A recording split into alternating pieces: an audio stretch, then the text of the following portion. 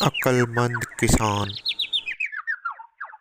ایک دفعہ کا ذکر ہے کہ ایک چھوٹے سے گاؤں میں ہرے بھرے کھیتوں کے درمیان بسے ہوئے جان نامی ایک عقلمند کسان رہتا تھا۔ جان پورے گاؤں میں اپنی غیر معمولی کاشتکاری کی مہارت اور سال با سال وافر فصل اگانے کی صلاحیت کے لیے جانا جاتا تھا۔ لوگ اکثر اس سے مشورہ طلب کرتے تھے اور زمین کے بارے میں اس کی گہری سمجھ پر حیران ہوتے تھے۔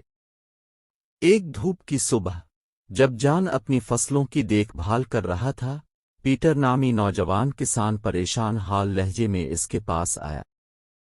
پیٹر کی فصلیں کئی موسموں سے ناکام ہو رہی تھیں اور وہ اپنی عقل کے اختتام پر تھا۔ گڈ مارننگ جان، پیٹر نے اسے سلام کیا۔ میں آپ کی رہنمائی کے لیے آیا ہوں۔ میرے کھیتوں سے مایوسی کے سوا کچھ نہیں ملا۔ میں کیا غلط کر رہا ہوں؟ جان پیٹر کو دیکھ کر نرمی سے مسکرایا اور اسے ایک پرانے بلوط کے درخت کے سائے میں بیٹھنے کی دعوت دی۔ اس نے اپنی حکمتیں بتانا شروع کیں۔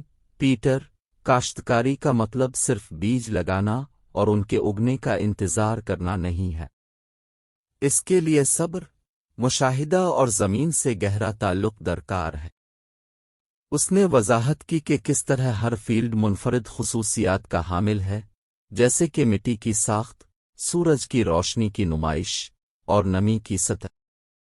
جان نے ان عوامل کو سمجھنے اور اس کے مطابق کاشتکاری کے طریقوں کو اپنانے کی اہمیت پر زور دیا۔ قدرت ہمیں قیمتی اشارے فراہم کرتی ہے، جان نے جاری رکھا۔ اپنے کھیتوں میں پرندوں، کیڑے مکوڑوں اور جانوروں کے رویے کا مشاہدہ کرے۔ وہ ماحولیاتی نظام کی صحت کی نشاندہی کر سکتے ہیں۔